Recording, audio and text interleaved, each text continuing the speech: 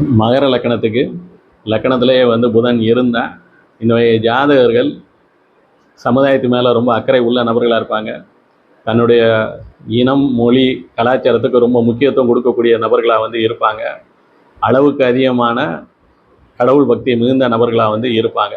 இன்னொரு பக்கம் எப்பயுமே வந்து படபடப்பு, பதட்டம், கவலை, பயம், நம்பிக்கையின்மை இதனால் வந்து பாதிக்கப்பட்டவர்களாக வந்து இருப்பாங்க.